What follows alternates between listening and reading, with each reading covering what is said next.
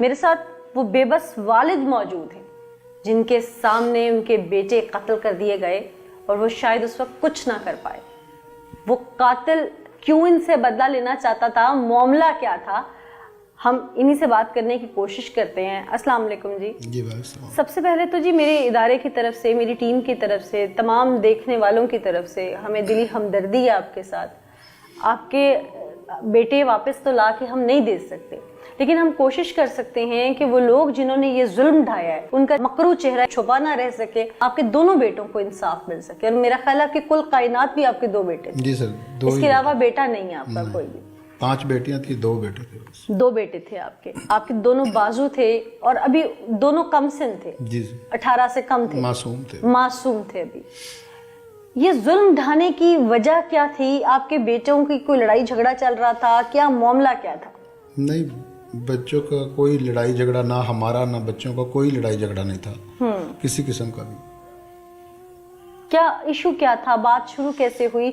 मुझे पता है आपके लिए लफ्ज मुश्किल है बयान करने, लफ्ज जगमगाएंगे, लेकिन ये सोच लीजिएगा कि आपके अल्फाज आपके बेटों के लिए इंसाफ बनेंगे। इंसाफ तो चाहिए ना, हम आपके साथ हैं। इंसाफ तो चाहिए, लेकिन इस पाकिस्तान में इंसाफ कहाँ मिलता है? आप यकीन रखें, जरूर मिलता है।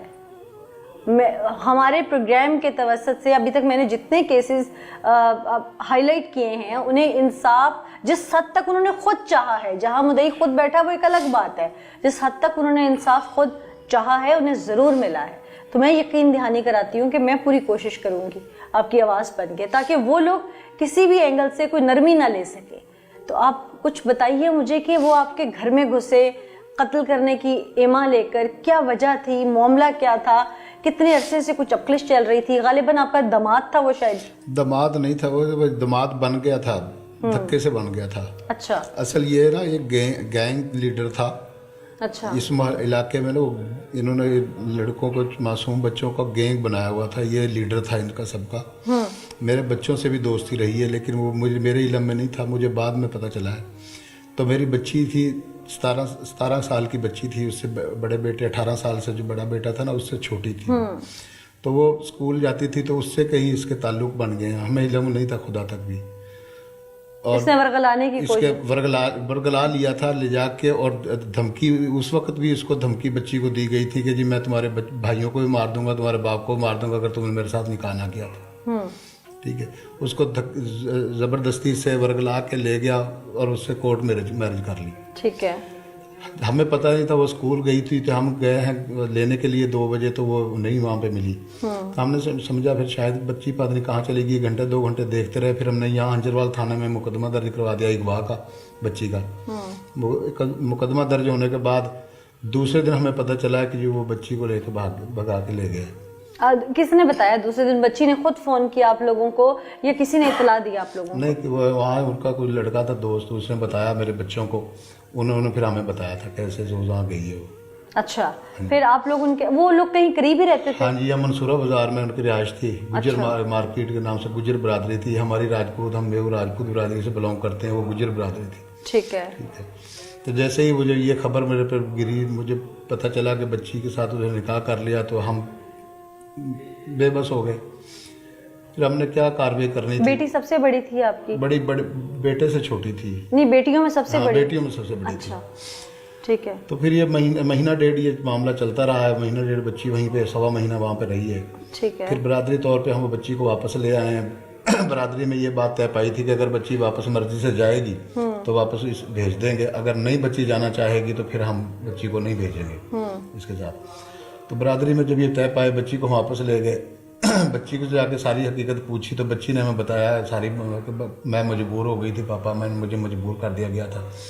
मैं मजबूरी में जैसे मुझसे बयान दिलाए मैंने वैसे ही दिए। मैं को बेटा मुझे तो कम से कम बता दे। इस दौरान बच्ची के 164 के बयान भी उन्होंने दिलवाए?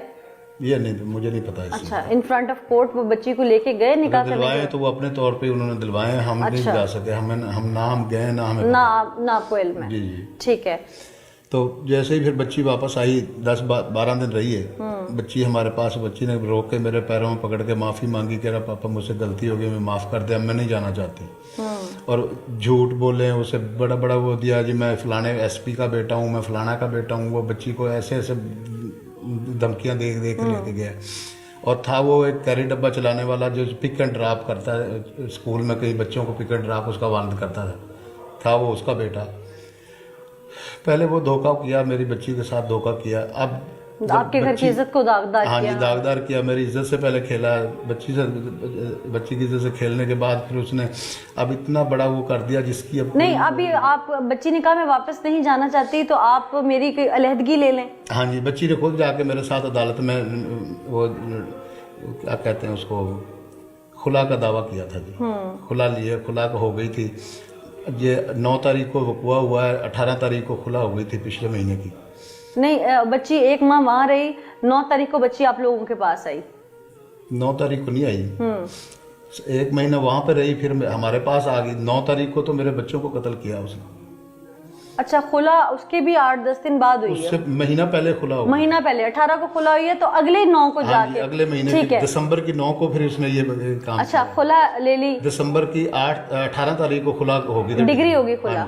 तो खुला का पहला नोटिस उस तक गया, उसने तब आगे हरकत नहीं की, दूसरा गया तब ने की, वकील का नोटिस गया, 3000 सब कुछ हुआ और उसने नहीं किया, वो खामोश रहा। हाँ जी, ठीक है। बच्ची आपके पास क्या 3 माह से मौजूद थी यहाँ घर में? हाँ जी, 2 माह से। 2 माह से, 2 माह के अंदर आपके वकील ने तारीखें जो है उसकी हाँ जी करके और खुला के डिग्री, खुला डिग्री हो गया केस। हाँ जी। अच्छा, फिर तो जब खुला डिग्री हुई है तो बच्ची का क्या टेलीफोनिक राब्ता हुआ इस दौरान अपने सो कॉल्ड शौहर से? नहीं, कोई नहीं हुआ। नहीं, उन्होंने भी कोई कांटेक्ट करने की? हाँ, वो धमकियां देते रहे। कभी चाचे ने फोन करवा दिया था, कभी बाप से फोन करवा देता था, कभी किसी से फोन करवा देता था, कभी खुद कर देता था मेरे बच्चों के नंबर पर। धमकियां देता रहता है, अगर तुमने बच्ची या तो इसको मार दो बच्ची को, नहीं तो हमने इसको छोड़ना नहीं है, ये वो ऐसे धमकियां देता था।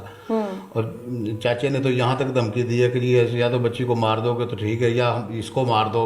मैंने कहा हम भाई लड़ाई नहीं चाहते, इसलिए तो हम बरादरी तौर पे किया है। हम नहीं तो हम जिस वक्त इसे इज्जत से खेला है, हम कोई एक्शन कोई लिया, हम किसी के पास गए, हमने तो वो जो पहले FIR करवाई थी वो भी हमने वापस कर ले ली। ठीक है, हम तो ये बात बढ़ाना नहीं चाहते। जब बच्ची नहीं जाना चाहती, जैसे तो हमारा हक था ना अपनी बेटी का साथ देते, जब उसने ना कर आपकी बेटी जब आपके पास वापस आई तो अमूमन क्या होता है कि पेरेंट्स गुस्सा करते हैं या बच्ची को ज़द्दोकोब करते हैं, तशद्दुद करते हैं। कभी क्या ऐसा आपके घर में उस बच्ची के साथ हुआ? बिल्कुल भी नहीं हुआ, बिल्कुल किसी किस्म का भी, उसको किसी ने उंगली तक नहीं लगाई। ठीक। और अभी आपकी जो बेटी है वो स्कूल जा रही है या पढ़ रही है दोबारा? नहीं, वो अभी यहाँ पे नहीं, वो अपने नानों के घर गई हुई है पत्तों की। अच्छा, ठीक है। वो इस इंसिडेंट के बाद भाइयों का था। अच्छा, ये तो फिर मैं आपसे बाद में बात करूंगी इस टॉपिक पे। तो मुझे ये बताइएगा कि 18 को डिग्री हो गई, फिर 18 के बाद तकरीबन लगभग 20 दिन के बाद वो आपके घर में घुसा, वो आपका मतलब जिसने साबका दामाद सो कॉल्ड जिसको कह लें, जिसने निकाह किया आपकी बेटी से, बाद में डिग्री हो गया केस, वो फिर शख्स 20 दिन गुजरने के बाद हमने यही समझा कि बात खत्म हो गई है। ठीक है, ठीक है, हमें सोच भी नहीं थी कि ऐसा होगा। फिर एक दिन उसने अपने चाचा को भेजा, हमने उसको भी यही बताया कि भाई हम ये जब बच्ची नहीं जाना चाहती तो हम धक्के से कैसे ज़बरदस्ती भेज दें। ठीक है, जैसे ही वो फिर 20 दिन बाद उसने वो गया चाचा, उसी दिन का वाक़या है जिस दिन उसका चाचा गया था गांव से मेरे पास से। वो आया तकरीबन 7 शाम को 7 साढ़े 7 बजे और 9:45 बजे उसने वो कुआ कर दिया। वो खुद आया था? हाँ जी। वो क्या नाम था उस लड़के का? फहद खुद आया था? फहद पहले उसका चचा आया था, बाद में जब उसने वकुआ करने के लिए पूछ रही, फहद खुद आया था। आपकी बेटी के को उसने आपकी बेटी को देखा आके, आपकी बेटी के आमने सामने नहीं हुई? वो असल में मेरी दुकान है नीचे घर के। ठीक है। मैं और मेरा बड़ा बेटा दुकान पे थे, दोनों मौजूद वहाँ पे। ठीक है। तो उसके जब चचा ने बताया कि दोनों बाप बेटे हैं दुकान पे, तो वो आया हम दोनों के लिए था। ठीक है। ठीक है, इत्फाकन छोटा बच्चा वही 16 साल का था जो वो अकेडमी से आया, उसने मुझे आके सलाम बुलाया, कह रहा पापा आपने मोटर चला दे, मैं वॉशरूम करने ऊपर गया हूँ, फिर वापस आ गया हूँ मैं। लेकिन वो 2 दुकानें इकट्ठी, मैं उरली दुकान में अपनी दूसरी दुकान में बैठा हूँ। जैसे ही वो आया वगैरह, तो और दोनों बच्चे वहाँ पे दुकान पे मौजूद थे। तो जैसे वो आया, आते ही जो उसने शोर डाला, बच्चों को किया ना कि जी मेरी बीवी को तुमने ज़बरदस्ती रखा हुआ है, मैं तुम्हें इसका मज़ा चखाऊंगा, ये वो। उसने तो आया, आते ही ये बातें करके फ़ौरन बच्चों को हिट कर दिया। कहाँ फायर लगे? एक दोनों बच्चे के सीनों में लगे। एक ऐसे बैठा हुआ था टेबल पे, एक बर्तन धो रहा था, वो खड़ा हुआ, उसको खड़े होते के साथ ही उसने मार दिया।